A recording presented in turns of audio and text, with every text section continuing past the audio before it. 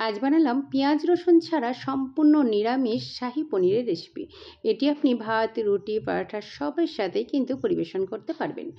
নমস্কার বন্ধুরা, সন্ধ্যা রান্নাবাটির আরও একটা নতুন রেসিপিতে আপনাদের সবাইকে স্বাগত জানাই। রেসিপি দেখার পর ভালো লাগলে লাইক আর শেয়ার করতে ভুলবেন না।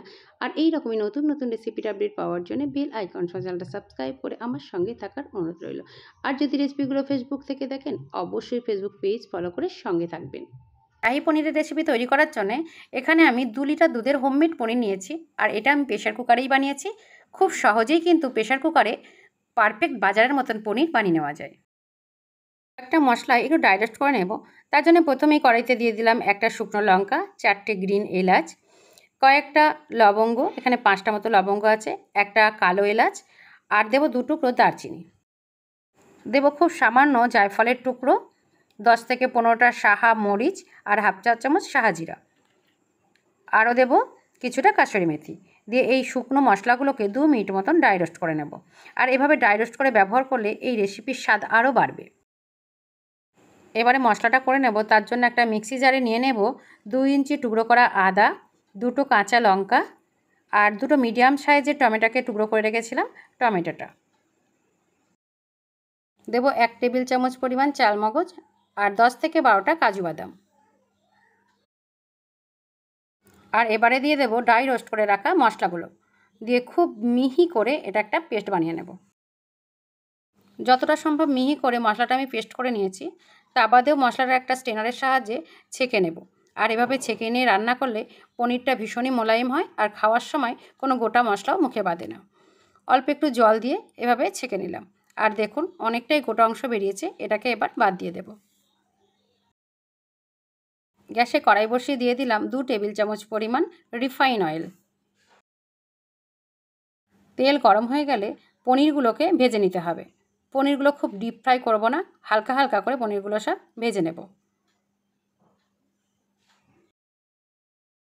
পনিরগুলোর এক পিঠ ভাজা হলে খুব আলতো হাতে পনিরগুলোকে উল্টিয়ে দিতে হবে, দিয়ে অপোজিট পিঠও হালকা করে ভেজে নেব।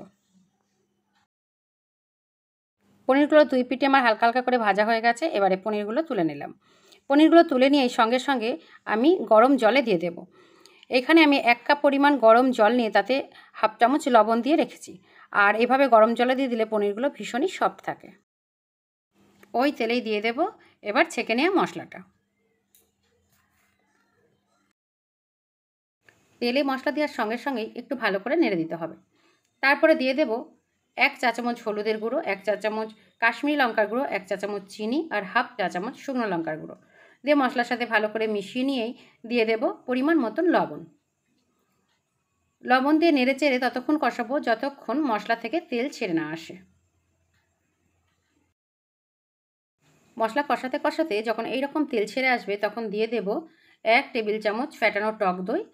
আর এখানে আমি দেব 1 টেবিল চামচ দুধের সর, তবে দুধের সরের পরিবর্তে ফ্রেশ ক্রিমও আপনারা ব্যবহার করতে পারেন। এই সময় গ্যাসের ফ্লেমটা একেবারে সিমে রেখে আরও কিছুক্ষণের জন্য মশলাটাকে কষিয়ে নেব। মশলা কষাতে কষাতে যখন আবারও এরকম তেল ছেড়ে মশলা শুকিয়ে আসবে তখন দিয়ে দেব গরম জলে ভিজিয়ে রাখা জল সমেত পনিরগুলো দিয়ে মশলার সাথে খুব ভালো করে মিশিয়ে নিয়ে ফোটাতে থাকবো যতটুকু গ্রেভি রাখতে চাই। যেহেতু এই রেসিপিতে আমি সাহা জিরে ব্যবহার করেছি তাই সাধারণ সাদা জিরে বা ধনিয়ার গুঁড়ো আমি ব্যবহার করিনি। যদি আপনার ভালো লাগে তবে 1 চা চামচ করে ধনিয়ার গুঁড়ো আর জিরের গুঁড়ো ব্যবহার করতে পারেন। রান্নাটা আমার প্রায় হয়ে গেছে। আর এই অবস্থায় দিয়ে দেব কিছুটা পরিমাণ কুচনো ধনেপাতা আর 1 চামচ পরিমাণ গাওয়া ঘি দিয়ে আবারও নেড়েচেড়ে 1 মিনিট মতো সিম আঁচে রান্না করে নেব। তারপর গ্যাস অফ করে স্ট্যান্ডিং সময়ের জন্য রেখে দিয়ে গরম গরম পরিবেশন করুন শাহী পনির। রেসিপিটা কেমন লাগলো তা কমেন্ট করে অবশ্যই জানাবেন। ভালো লাগলে লাইক আর শেয়ার করতে ভুলবেন না। ভালো থাকবেন।